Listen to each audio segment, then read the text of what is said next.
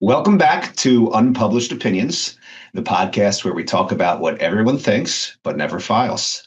You know, the thoughts you almost say out loud. But you don't because you enjoy your reputation and most days, your job. Today is a fun one because we are joined by someone who has spent his career in the legal world without being a lawyer, just like me, which honestly feels like a strategic life decision at this point because I know so many people who have done that now. Very intentional avoidance of a law school debt, I would say, as well. Today, our guest is my longtime friend, former boss, twice removed, and someone I've been driving absolutely crazy for what feels like forever. Matthew Holliday, Executive Director of the Pennsylvania Bar Association.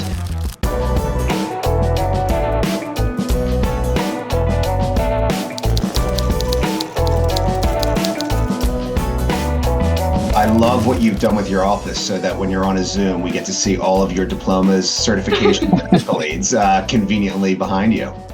Believe it or not, none of the diplomas are here. They're at my home office, but this is definitely an ego wall of awards for sure. So Matt, why don't we start from the beginning? Where are you from? So that's a slightly complicated question because I was born right outside of Norristown in Montgomery County, and then I moved 13 different times before I went to Westchester University as a freshman.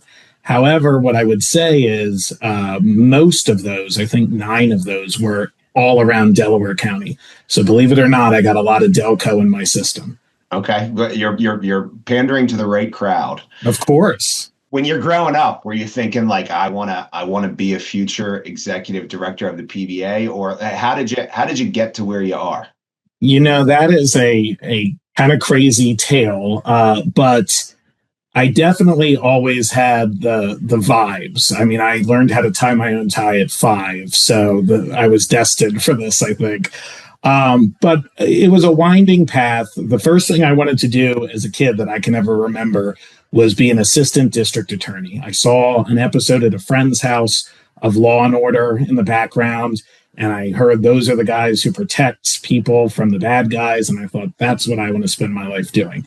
So that was my singular purpose for quite a while, and then I realized that I was incredibly poor, and I had no way to pay for an undergraduate or a JD, and so that was not in the cards for me once somebody told me that ADAs in Chester County, which is where I was living by then, only made $45,000 a year back in 2004 when I started. So that plan went out the window, and then a winding path brought me to where I am today. Can you tell us a little bit about your winding path? You spent some time as the prothonotary of Chester County, right? Yeah. So when I realized that I wouldn't be able to serve as a lawyer without taking on massive debt that I would never be able to pay off. And remember, I'm old enough, even though I'm only 40, I am old enough to predate the administration deciding that if you did 10 years of public service, all your law school debt would be forgiven. Had I known that was going to be there, I probably would be in a district attorney's office somewhere today.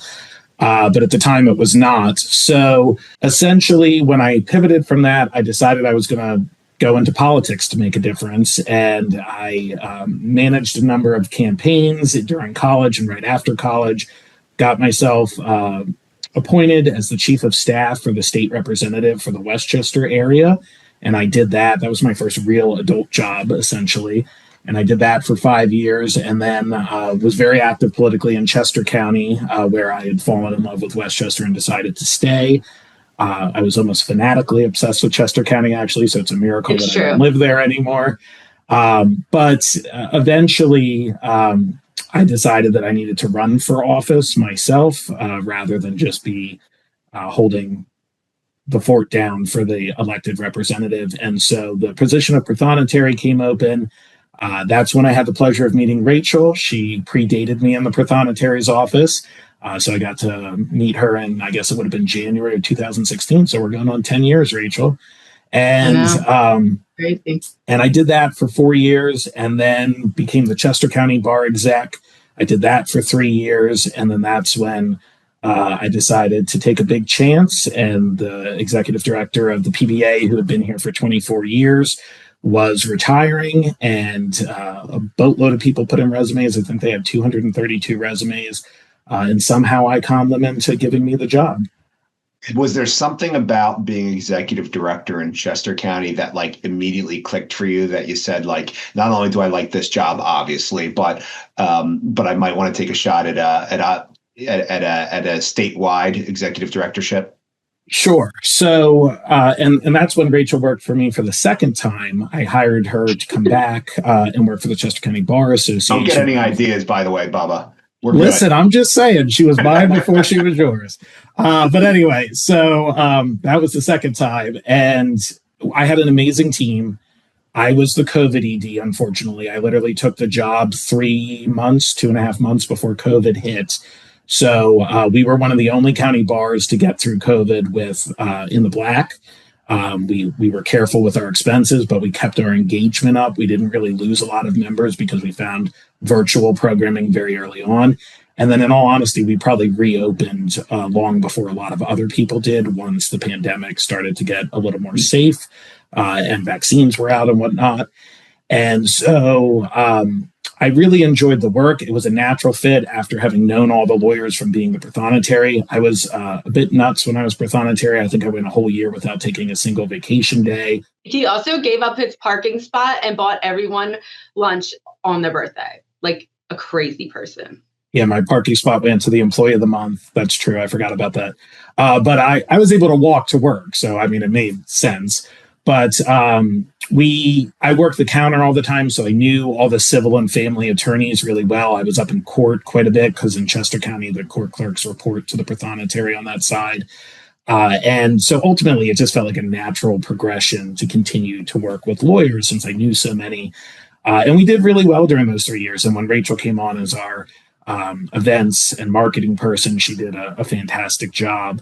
But ultimately, I think, having 1,100 members, having a 6-person staff, it became a little bit rinse and repeat for me. And I was interested in a bigger challenge. And I think that's why some of my other bar colleagues, including Bill Baldwin, who I'm sure you all know very, very well, convinced me to apply for the Pennsylvania Bar exec gig. So just a question, because you talked about being involved in politics. The Prothonotary, I'm going to get this by the end. The Prothonotary. Yeah. Do you know what it means in Latin? It means the keeper of records. First scribe. This is America. I don't know why we don't just say that. I guess lawyers like their Latin. So yeah, it means first scribe technically, but yes, it is. It's something that I had to hear pronounced 1,000 different ways for 4 years. Prothonotary, Prothonotary. That's what always goofs me up with it, that the notary portion. In Delco, we call it the Office of Judicial Support, which is my I know. I knew Angela really well. You're old, long time head of that. It's an elected office in Delaware, or in Chester County, though, you're saying, correct. Right? Yeah, countywide elected office, just like sheriff or something like that. So I always think this is interesting, right? That's a full-time job. It's an elected office. It's a countywide office, and it opens up a lot of doors, right? You've won a countywide election as a young, enthusiastic individual, right? And so as you're thinking about where your career is headed, executive directorship is obviously where you ended up with bar associations. But was there anything else you were thinking about? I mean, did you ever think about running for Congress, running for state? Absolutely. My goal was to become Dominic Pileggi, the younger, but not the judge version, the majority leader of the state Senate. I mean, I was determined to run for the state Senate seat as soon as it opened up. And ultimately, there was just a massive political change in southeastern Pennsylvania, and that route closed to me. And that's when I realized politics was not what it used to be. We used to be able to work across the aisle very, very well and have collegial relationships, at least on the local level, even though the national had already started to get fairly polarized back in 2015-ish. But it's now at all levels. It's very, very difficult to cross sides and do what's in the best interest of everyone because everyone's too busy taking a sledgehammer to the other person's reputation. And so ultimately, I realized I'd probably be able to make more positive change outside of politics than in with the direction things were going. And 10 years later, that's definitely, well, I guess it's 6 years later or 7 years later since 2019 when I got out of politics, it's definitely the right decision. Is there someone early in your career that influenced your path? I would say there's a group of someone's. Westchester is such a special place, and there's so many civically engaged people. And so the Westchester Downtown Foundation, the Rotary Club, the Seniors Center, the Domestic Violence Center, I ended up getting asked to go on all those boards and get involved. And the people I met powered my campaigns. I mean, I think I raised like 80 grand for a Prothy race. I mean, think about how crazy that is as a 30-year-old person. But it was those. Yeah, I can get behind the term Prothy, by the way. I can handle that. That's what we shortened it to in the office, because a lot of people struggled with it. We were Prothy people. That's right. Ultimately, those folks just completely changed the way I looked at the world, because my prior life and my childhood and whatnot, there wasn't a lot of community or togetherness or support. So they really became a great support system for me and changed my life. Is there something about your path to where you are now that people would be surprised by? I literally, in my entire life, never went on a job interview prior to applying for the Pennsylvania Bar executive gig. Every job I ever had, somebody just tapped me on the shoulder and said, "Hey, I think you'd be good for this because I saw you do that," kind of thing. And it just snowballed into all the way up through Chester County Bar exec. I didn't interview for that. They came to me and asked me to take it. And so when I applied for PBA, that was a jarring experience, because they had 15 people on the search committee over a 5-month window. I had to do 3 interviews. I mean, it was a massive, massive process. And it was very different because I had never experienced anything like it. Were there any siren blaring, this was not supposed to be the plan moments that you have that sort of shaped how things have evolved for you? Oh, for sure. If you ask any of my friends, them saying that I would get out of politics and leave Chester County, they would be like, "No, hell will freeze over before that would ever happen." And so the fact that I'm sitting here in Harrisburg and not in Chester County is definitely like, wow, I've gone a different direction for sure. His nickname was literally Mr. Chester County. It was a little wordy. And I did not call myself that or embrace it. But other people bring back. If you could go back and give your younger self career advice, what would you say? I would say don't be so rigid in the path that you're convinced you need to take, and just take chances, because God only knows where I would have ended up had I not been so committed to one thought, and I probably would have ended up somewhere different long before. So being open to opportunities and considering other paths is not a bad thing. So for anyone who may be listening that is not part of bar world, which I doubt there's many, but just in case, the organized bar can sound rather intimidating, like we're all just going out to the brewery daily. Can you explain what the PBA actually does in a way that any of our non-lawyer friends would understand while listening? Sure. So it's hard to reduce it into just a couple sentences, so bear with me on this one. But essentially, we have almost 23,000 attorney members across Pennsylvania. And the PBA is the first shield, first line of defense of the profession. Of course, we work very closely with the county bars. But in addition to protecting the profession through court rule change promulgation and fighting at the legislature to make sure that no random laws get passed that are going to make it harder to practice the law or more complicated to collect taxes on your client's billing or anything like that, we're always making sure that we're looking out for attorneys at the legislative level. But then we also have whole areas of our bar that are simply devoted to helping individual attorneys have the best possible practice they can have. We have a full-time ethics council. We've all been in a sticky situation in our lives where we've thought, man, I wish I could just call somebody to tell me what to do right now because I'm not 100% sure what I'm about to do is the right thing. And that is Victoria White. She's one of the best ethics counsels in the country. We have a law practice management advisor who is able to get on a hotline with people. Normally she would charge, $300-400 an hour for her services, but for PBA members, it's free. And she can walk them through how do you deal with that snarky, complicated receptionist or paralegal or associate for that matter? And how do you help get them to the place they need to be? Or God forbid, if you do have to part ways with them, what's the most appropriate way to handle a termination? And so she can handle HR stuff. She can tell you about tech stacks, what vendors you should be using at your law firm to maximize your efficiency. We have an amazing partnership with USI Affinity and My Benefits Advisor that provides a special PBA insurance program that has special premiums that are lower than other insurances by and large, but also has a very tailored level of protection that kind of goes above and beyond so that lawyers aren't caught, in a very bad situation.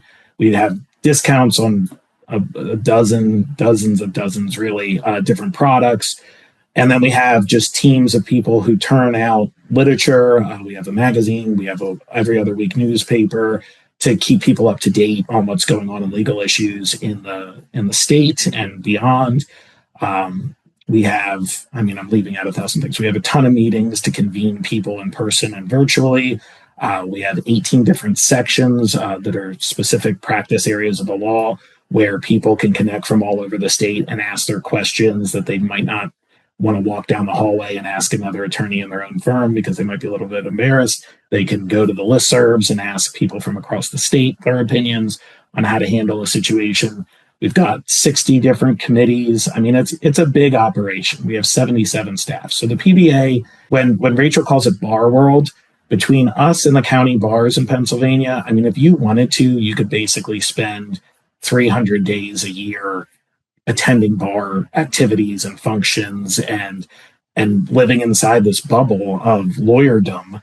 And it's kind of crazy how intense bar world can be. But then there's plenty of people who just participate in a little bit of that, and that's fine too. We have family law attorneys, like your own Colleen Neary, for instance, who loves to come to our family law events at PBA, but she doesn't necessarily get involved in other PBA things anymore. And that's perfectly fine. We want to be PBA your way. We want to meet you where you are. What's the most common misconception about what you do? The most common misconception, especially from the public and even sometimes young lawyers, about what the Pennsylvania bar does is they assume that we are the disciplinary body of the profession. They assume that we're the ones who are suspending and disbarring and that kind of stuff. And it's a decent assumption to make because there are a lot of states where the state bar does act that way. They're called mandatory state bars. But we actually helped in the 60s, the Pennsylvania bar, convince the Supreme Court to establish the disciplinary board underneath the Supreme Court and have it as part and parcel of that rather than be part of our voluntary bar responsibilities. And so we're just a little bit more unique than the average state in that regard. On a personal level, the most common misconception, because basically every job I've ever had is one that is often held by a lawyer. So the most common misconception I get is people just assume, and they'll introduce me as like, oh, this is Attorney Holliday. And I'm like, no, sorry, not. How often do you get asked for legal advice? Constantly. And the best thing that happens to me on a regular basis is people will reach out and be like, hey, can you tell me the name of a real property probate and trust attorney in Montrose, Pennsylvania? And I'll be like, well, if you give me a minute, I can use Google. I think I just did that to you. You did. And usually, the funny thing is, usually when I think about it, I actually do personally know a lawyer from that particular corner of the state who would be good at that specific thing. But I need a minute. Like my human Rolodex up here in my brain is not quite as fast as it used to be. But that happens to me constantly. They either want legal advice, and sometimes it's people who know I'm not a lawyer. I still get Profi questions all the time, Rachel. The amount of people who ask me passport questions. My friend asked me how to file a divorce complaint. I was like, I haven't worked there in like 8 years. You don't want me. I imagine lawyers have no idea how to file. I have no idea how to file anything. If I didn't have an assistant, I don't know that I would be practicing law. So I got to imagine a lot of those questions, those Profi questions are from lawyers, and they probably sound like relatively simple, but like for the legal mind, they're just right. Because you're not taught how to do that at law school. Yeah. Not that you asked me, Matt, but one of the things that I say is like a misconception that I get is I just found out that one of my friends thought that I worked for like the Delaware County Bar. Like we control licenses for actual local Delaware County bars that you drink at. I was like, I've gotten no. that. And the only probably reason they 20 or knew I 30 didn't was times. because they read my, like one of the articles that I put on my Facebook. And they're like, I didn't realize it was legal. I thought you worked for like a bar. It's like, no. Yeah, I would say at least 20 or 30 times people will be like, oh, so like the Tavern Association? I'm like, no, that's a separate thing that's literally across the street from us. What I get is legal questions on almost every area of the law except for what I actually do. What you practice. Right. Yes. Right. And my friends, neighbors must think I'm like the world's most useless attorney because I'm like, I don't know. I'm not a criminal lawyer. I don't know. I'm not a real estate lawyer. I don't know. I'm not a family lawyer.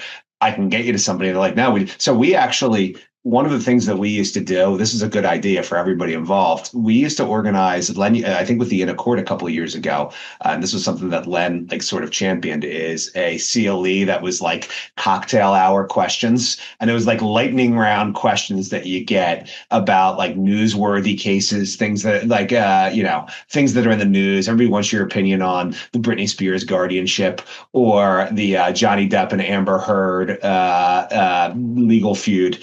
And we did a CLE, and it was interesting, and it was quick paced, and it was reasonably helpful because it gets you informed on a number of like fast issues quickly. Yeah, I've always felt that the medical profession somehow pulled off segmentation better than we did. Like people don't go to an ophthalmologist and demand to have a question answered about their heart. You know, they understand they have to go to a cardiologist to have a question answered about their heart. And I don't know why they won't extend that same grace to attorneys. They just expect, and I think part of the problem is there are too many attorneys in small town America that do kind of master of all trades or what is it? Jack of all trades, master of none. Yeah. Right. And they do try to be a country lawyer and cover everything because nobody else in town does. And I think that's what throws people off. I have a Post-it note on my screen that says never again. And it is a warning from my past self to my current self of not to take the case that I don't know anything about, because learning about it is difficult. Sometimes I follow my own advice and sometimes I don't. Matt, that is a great piece of advice. I once witnessed someone who went on to become a president of the Chester County Bar, whose name I will not use. I once witnessed him as prothonotary. I would often go up and clerk for judges when my clerks had to call out at the last minute or whatever. And his sister had asked him to represent her in a legal name change. She was getting divorced. And she didn't take her name back as quickly as she should have in the 1 year period. And so after that 1 year period ends, where you can just do it with paperwork, you have to actually go through the legal name change process. So she asked her brother, the lawyer, to represent him. And it was in front of a certain cantankerous judge and that is now retired from Chester County. And he ripped him apart in ways that I will never be able to unsee from the bench. And it was just, I felt so badly for him because he was trying to do a favor for his sister. You know what I mean? I got it. I'm there. I know. Yeah. So I agree. I think it's great advice. And what I would say is if you're going to try it, at least go to your county bar or go to PBI, Pennsylvania Bar Institute, and like brush up on some basic courses. And even then, I wouldn't suggest it. For sure. I mean, especially if it's for solos, or as you say, like you have people in different areas and perhaps less metropolitan areas who like you got to eat. So sometimes you got to take the case of the individual client who calls. But right. For me, I'm at a point now where I can lock in on my area and so never again. I get it. So Matt, as your friend, I know you travel a lot because I always try to hang out and then you ditch me. But how many days out of the year would you say that you are on the road? So I keep a travel log just to make sure I don't forget where I was the previous years. And I was on the road 185 days last year. It was an intense year. Now, that doesn't always mean crazy far away trips. Sometimes it means, I drove to Delaware County to be at your president's gala and I drove back the same night, but it's still a travel day. You know what I mean? Yeah. So it's a lot of travel for sure. So the question I would have is, what's the best hotel that you stayed at over the past year for work? In Pennsylvania or anywhere? Both. In Pennsylvania, I have two favorites. One is just like a city hotel that's great, and it's actually surprisingly affordable. And the other is like a resort that a lot of counties or PBA will do bench bars or activities there. And ironically, they're both Omnis. So the Omni William Penn in Pittsburgh is just such a cool hotel. It looks like something out of Batman, like Gotham City, gorgeous, 150-year-old hotel. And then the Omni Bedford Springs is just very peaceful. There's a lot of great resorts in Pennsylvania, but that one and the history of it and all the U.S. presidents who used to travel there and have their summer White Houses there, it's kind of a special place to me. We did a bench bar conference there, I want to say 8 or 9 years ago. It is. Yeah, and my guess is you'd probably go back more if it wasn't so far from Delco. Yeah, I think it was like about a 3.5-hour drive from Delco. Whereas it's only an hour and change from Harrisburg, so we do a fair amount of stuff there. Do you have any like idiosyncrasies about traveling? Like, for instance, is there? You're nodding, so I'll defer to you. What's your thing? I always have a bag packed, and so that I only have to change out a handful of things. Like sometimes you need a bathing suit, sometimes you don't. Sometimes you need an extra suit or two, depending on how long the trip is. So I always have a suitcase or a bag packed. I'm fanatical about like ordering travel size toothpaste and mouthwashes and like all the different travel size for my kit. So I'll Amazon order like 24 of them at a time and then keep them all like organized in my cabinet and dump them into my travel kit when I need to. I am super germophobic, as Rachel knows well. But I recognize that I have to suspend that a great deal when I travel. So people tell me that I'm like more fun when I travel than when I don't, because I don't care about washing my hands as much or that kind of thing, because everything's gross. I mean, hotel rooms, I hate to break it to people, but I know they try their best to clean them, and I'm sure some places do a good job. But the number of stories I have where like you go in and you pull the covers back and the stuff you see that was left in the bed. Yuck. Don't tell that. Don't say. I won't. All right, I won't. You got to live in a different world up here. You got to just trust. You do. And then when I get home, I boil myself and I boil all my clothes, and then I move on with my life.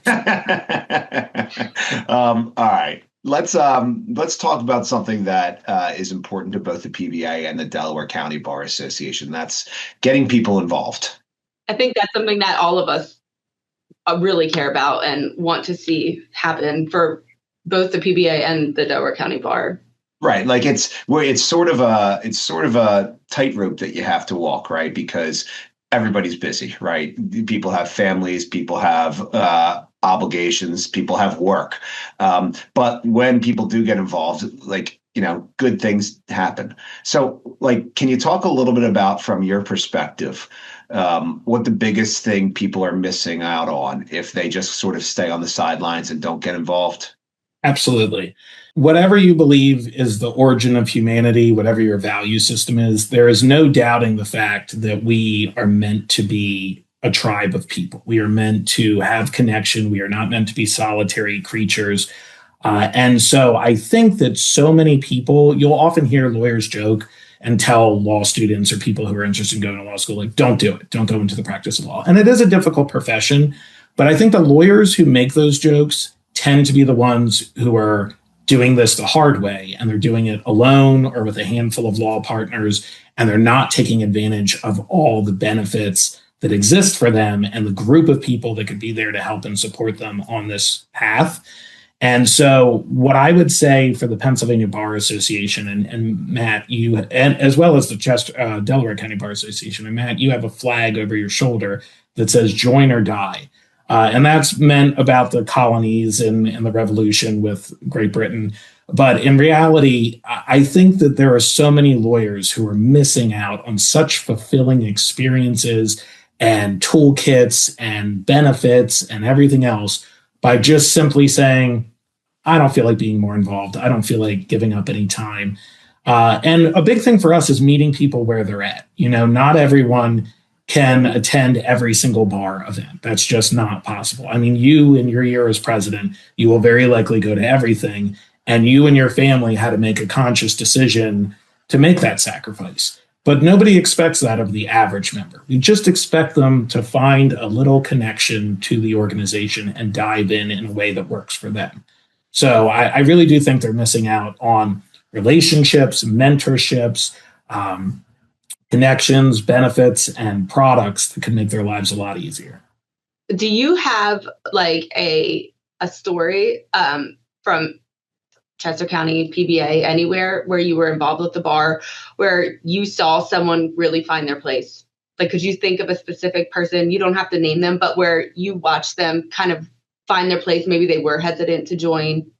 Oh my gosh, I have so many stories about people whose lives have been completely altered through engagement in the Pennsylvania Bar Association. So there are four women who I guess I'll just say are of a certain age. Most of them are either divorced or widowed, and some have relationships and one's married. But essentially, these ladies, one's from Pittsburgh, one's from Harrisburg, one's from Scranton, and one is from Allentown. And they met only because of the PBA.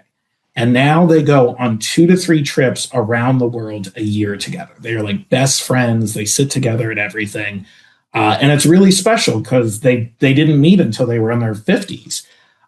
Then we have examples of so many young lawyers. In fact, our current PBA president, Kristen Hamilton, I mean, she's met people who are basically like the godparents of her daughter, Emma, and who her daughter, Emma, refers to one of our past chairs of the House of Delegates as Uncle Fun Vacation John, because they got to know each other at one of our mid-year meetings. And Kristen has a tight group of like 6 or 7 lawyers who are kind of close in age to her, including the current president of Montgomery County Bar, Colin O'Boyle.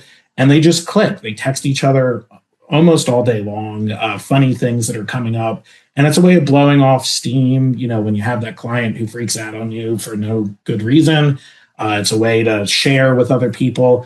But we've got a ton of young lawyers who were just shadows of who they are now before they got involved and found their voice and found their team and their tribe. So I can't say enough good things about coming into it with an open mind and being willing to connect with people, because there are a lot of people who have changed profoundly just in the 3 years that I've been at the state bar.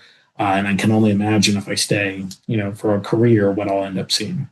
You're leading a major organization of people who argue for a living. Literally, that for the most part, whether it's just on paper or in front of a judge, their job is to argue and to win. What's that like? It's an experience. It's tough.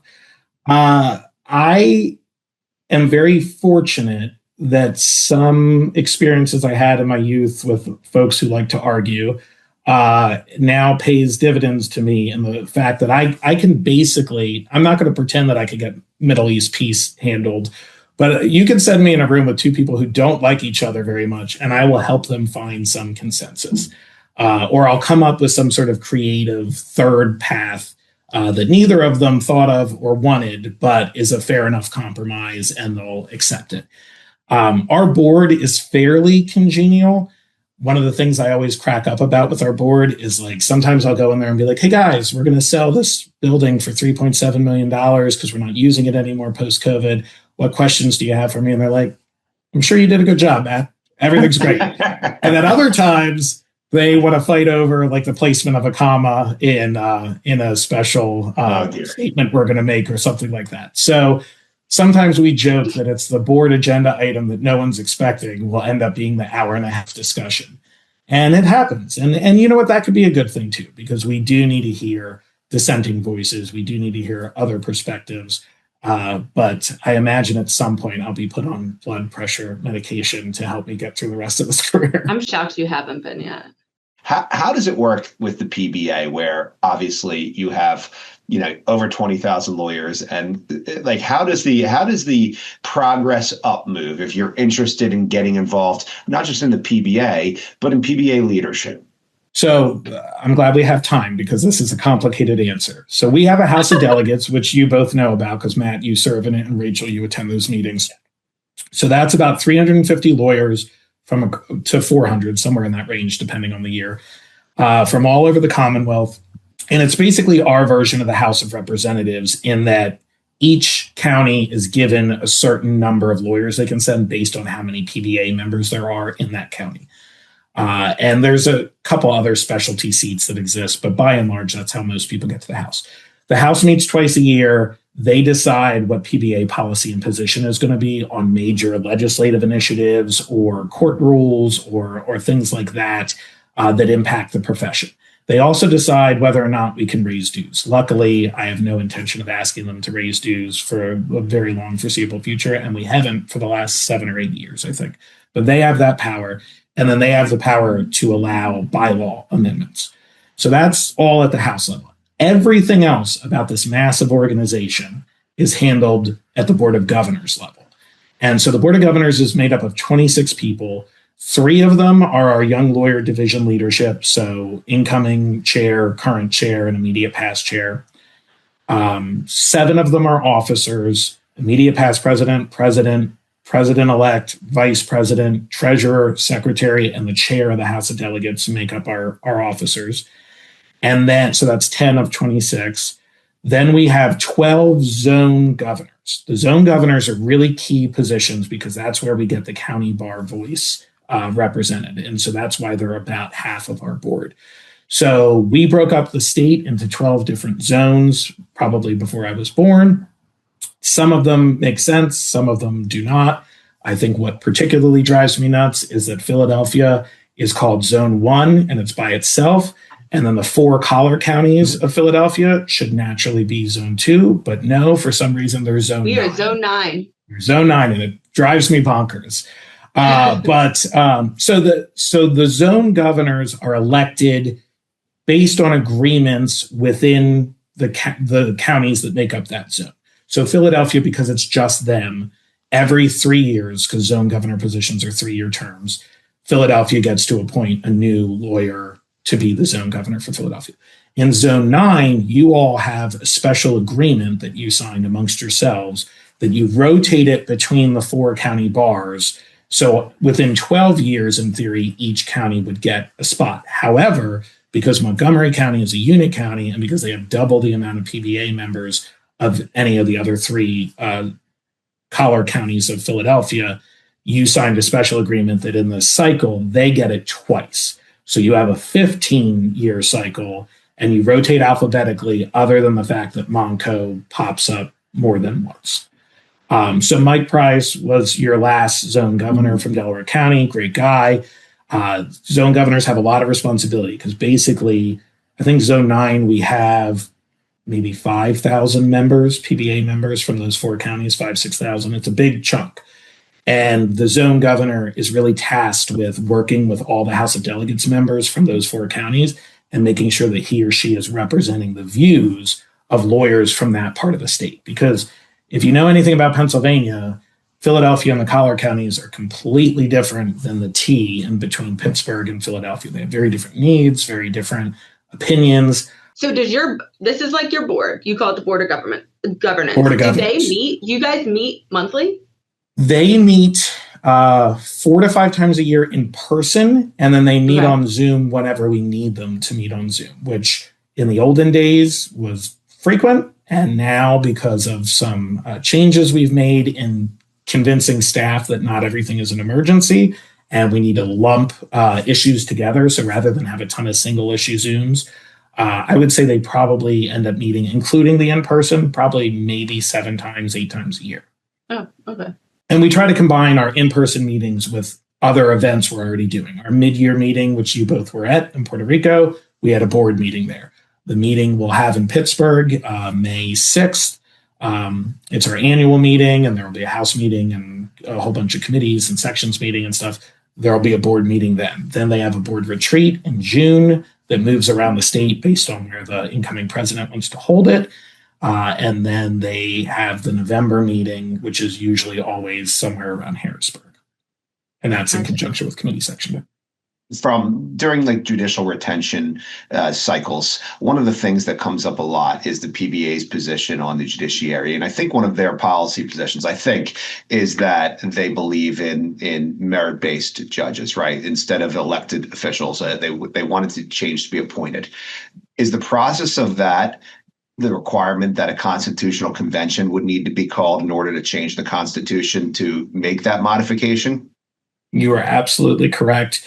This policy position of the PBAs predates all of us put together our ages. I want to say it's from the 1920s and 1930s, and then the PBA has reaffirmed it multiple times over the decades.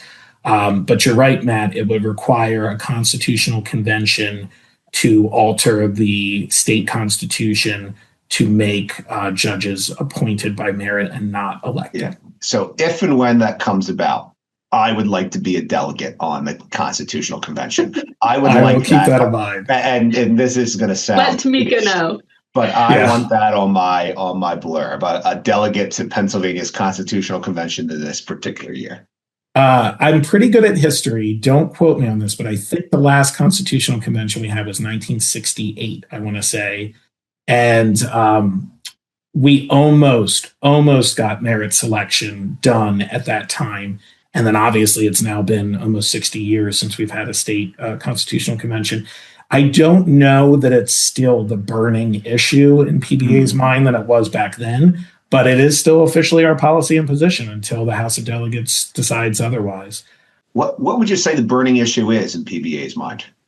There's a lot right now. So this doesn't so much impact Delaware County, but legal deserts is a huge issue in about 36 of our 67 counties, where they just literally don't have one attorney per every 1,000 citizens in that county. So making sure that those people have access to qualified representation is important for us. Working on how we're going to handle the bar exam, and some states are looking at alternative paths for folks who graduate law school to get to be barred attorneys without having to sit the exam. I'm not sure that the PBA will go that direction, but it's definitely something that we at least have to pay attention to and look at what other states are doing and see what the success of their programs have been. We are really all about the rule of law right now and an independent judiciary and making sure we're standing up and reinforcing in citizens. We have a ton of law-related education that goes on at the PBA for the public and students in particular to reinforce the value of this system to them, because it is an important structure. And when you start chipping away at the foundation of it, you risk all of it going away. Not to be like hyperbolic, but that's down the road a long way. But if we have an uninformed citizenry who doesn't care about it, it is a higher probability that it could go away. Training the next generation of lawyers. I mean, we put in so much time with the law schools and relationships with our 8 law schools in Pennsylvania, and helping to instill the value of an organized bar in those people early on. We encourage them to become automatic members of the PBA for free, and then we encourage them to work with whatever county they're in based on that county's particular structure. There's a lot of pressing issues with the profession right now. And then there's always the little stuff that like pops up out of nowhere. The state, for those who are listening who don't pay attention to Harrisburg drama as much as we do, the state is not doing terrific fiscally at the moment, just because we're spending $50 billion in our budget a year now, which is crazy to me, because back when I worked for the state, they were spending $25 billion, and that was only 15 years ago. I guess it was 10 when I left. But anyway, we're spending a lot of money. Part of that's because of federal changes and spending. And so they were looking for revenue. And somebody brought up, why aren't we taxing professional services? And so, right away, the PBA dives straight into shutting that down. We also are super defensive about the county bar journals, in a world in which so much of the population gets their information electronically and not so much from print media anymore. There's a lot of attempts to do away with, and Matt, you would know this as a municipal lawyer, the public notice being put into local papers of record or stuff like that. And even though most of the ire is on that and not on legal notices, those two things are a slippery slope. So we are always, even though we don't have a legal journal and we don't have a dog personally in the fight, we care so much about our county bars, and we know what an important piece of revenue it is for you all. I mean, that is our revenue. That would be devastating for the Delaware County Bar. Exactly. So a bill came up a couple of weeks ago, Rachel. You probably saw it on the Pennsylvania Association of Bar Execs listserv. And my director of ledge affairs immediately went to the sponsor of the bill, made sure there was a carve out for legal journals. So that way, if the bill does start moving, at least it won't impact legal journals. So we got our eye on a lot of balls, man. We're hyper vigilant out here. So Matt, as you know, well, it's just confusing because you're both Matt. I'll say Holliday. As you know, for both the PBA and Delco, my benefit advisor, USI, and Chris Sloan, shout out Chris, is a huge sponsor of both of ours. So I'm going to let you take this little ad. Go ahead, throw in a 30-second blurb for how much we love my benefit advisor, USI, and Chris Sloan. Not only is it some of the best healthcare that you're going to be able to provide the attorneys and paraprofessional staff at your firms with, but on top of it, my benefits advisor has great back of the house software to help your whoever does HR or benefits at your firm easily keep track of everything. It's a really wonderful package. And I would also say on a personal level, and Chris Sloan will probably kill me for saying this because I'm not promising you that they'll be able to do for you what they did for us, but we were told we were getting a 13% increase in healthcare in 2026. And Chris and his team went to work for us, and we got a 1.7% healthcare increase, which is unheard of. He did great things for us too. I don't know that we got that, but you guys are on a larger scale, and he still helped us out a lot. And he deals with me, and I email him all the time. And he's a proud, proud son of a Delco lawyer. So Len Sloan is a big deal in the Delco Bar Association, and Chris is so supportive of everything you guys do and everything we do. I always say to people, it reminds me of when I was a student trustee at Westchester University of their Student Services Incorporated. Why would you buy your textbooks from a competing organization that won't give $1 back to keeping your costs low at the university when you could buy your textbooks for $2 more at the campus bookstore, knowing that every single dollar of profit from that gets plowed back into keeping your tuition low, your student fees low, et cetera. So it's very similar with bar associations. You have to have these insurances through someone. You might as well use the people who are partners with your bar and help your bar be stronger and more fiscally sound. So this segment is going to lead into rapid fire, but this is a new one. This is called WTF. Why the face? Why the face? Oh, good call. We are curious as bar leaders ourselves who have run into our share of WTF moments. We want to hear some of yours. I could write a book. There are a lot of WTF moments, but I'm going to reduce it to just one. In a world where the three of us spend so much of our time talking about getting lawyers engaged with our bar association, and all we want is people to want to come out and participate in what we're doing, I actually had, with my staff, had to deal with a young woman who is not an attorney, pretended she was a law student at University of Pennsylvania, but we found out it was a lie. She showed up to our annual meeting and demanded to be referred to as attorney so-and-so, tried to vote. She somehow got onto the House of Delegates floor and we had to remove her. And so it was a mess. Our general counsel sent her a letter letting her know you have no connection to the legal industry. You are not allowed to cease and desist. You're not allowed to come to any of our events or be involved in the PBA. You are not a member, yada, yada, yada. Fast forward to 3 months later, our family law section gets 250, 300 people together to go down to Washington, D.C. for their summer retreat. And I am working registration because even though I have 77 staff, I believe that being hands-on is how I connect with our members. So I don't sit up in my hotel room just answering emails. I'm down at the reg table and I see this young lady drove all the way from Lancaster, Pennsylvania to Washington, D.C. and attempts to come into our family law. And luckily we had briefed the hotel security ahead of time. It was ridiculous. And now there's legal proceedings going on and it's a whole thing. But in a world where we can't convince enough young lawyers to be as engaged as we want them to be, I've got somebody who desperately wants to be a PBA member, even though they're not allowed to be. WTF. Okay. I was not ready for that. I was not expecting that. Oh, I've got 1,000 of them, so we'll hang out sometime soon. Don't worry. Can you tell us a little bit about the most organized chaos moment you've had as a bar leader? I could tell you some that I am not allowed to say on video, but one that's kind of lighthearted that I can say on video. Every year we have a holiday party at the Pennsylvania Justice Center, which is where the Supreme Court's headquartered and the Superior Court and Commonwealth Court, et cetera, here in Harrisburg. And we hold this with a couple of our different groups at administrative law and government lawyers and a few others. And we had a team of caterers that were supposed to be coming in. Justice Bropson was going to be there speaking, and the president judge of the Commonwealth Court, Renee Cohen-Jubileer, was going to be there.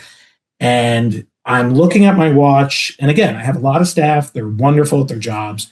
But I'm going over to my deputy meeting director, and I'm like, isn't there supposed to be food here? This event starts in like 10 minutes. And he's like, I know. I've been on the phone with the caterer. They went to our bar building, our center, which is like 6 blocks away, and started to unpack before they realized they were not at the right venue. So we meet them at the Sally Port of this Justice Center. And like, we are all like, I take off my suit jacket, we roll up our sleeves, and we are just like running this food to get it in place right before all the judges come down from the courtroom. And I think we made it by like 36 seconds. We were ripping the cellophane off. I'm like jamming it in my pocket. It was definitely organized chaos. So that's a lighthearted version of something. But you got it done. We got it done. We always do. I have a great staff. I'm very lucky. Last one. What is one thing you wish you could put on a sign at every event? Read the material we send you. We send a ton of information ahead of every single meeting we have. We tell them anything they could think of. I mean, we even include like shuttle service information. Sometimes we put weather forecasts. I mean, we put everything. And we always get 1,000 questions on things that we've already sent out. And that's fine. We get it. Lawyers are busy. You read for a living, and you don't necessarily want to read when you're not being paid to read. I very much appreciate it. But it is something I would love to put on a sign. I am notorious in a variety of different circles for violating that rule. And you know what? Sometimes I am too when I go to county bar events. So I get it. Matt, this is everyone's favorite part of the podcast. All right. All right. No pressure. Morning person or absolutely not? 100% morning person. All right. Despite the fact that you live in Sheets land now, what's your go-to Wawa order? Turkey hoagie with mayo and provolone. If your life was a reality show, what would it be called? The Association. And we talk about this a lot at work. Wait, what is it? The Association. It's the new version of The Office. The Office, yeah, for sure. Yeah, it is. TM, for anyone listening. If you had to give a TED Talk with no prep, what would it be about? Basic tools for leadership, I think. Most used phrase in your life? Lord have mercy. I say it like 38 times a day. Something you irrationally hate? I hate when people are rude to wait staff, particularly if the wait staff does not deserve it. Something you love that people judge you for? I'm half English, and I feel like I get a lot of flack for my love of all things Great Britain. Remember when I told you the Queen died? I do. It was very upsetting. Thank you, Rachel. I'm going to start calling you a Tory. One thing that you would ban immediately? AI. It horrifies me. I'm very nervous about it. Even though the PBA is taking measures to help lawyers deal with it, I am very nervous about it. If you could have dinner with anyone, alive or dead, who would it be? Winston Churchill. Something that you're surprisingly good at? I'm really good at doing impressions of people. All right. Do an impression of Rachel Prince right now. Go. I'm just kidding. I respectfully decline in this moment, but I can do it. Our viewers want to see it. Okay. Something you are not good at, but you pretend you are good at. Anything remotely athletic. I will try my best to be competitive and all in, but I am not good at it. Do you know, I just played in a charity basketball tournament last week. And I exercise a couple times a week. Like, I like to think I'm in decent shape. Dude, I laid down afterwards to stretch on the ground, and I couldn't get up. Yeah. It was basketball muscles are different than regular muscles. I felt terrible a week. All right, that's lightning round. You survived. I survived. Thank God. We'll save the impression of Ms. Prince for the next time you're in Delco. Sounds good. I'm looking forward to it. Thank you so much for having me. Thanks for being with us. We did it. Episode 3. Thanks for listening to Unpublished Opinions. Well, I look forward to watching it, and I look forward to being a viewer going forward. Rock on. All right. Bye. Thanks, guys.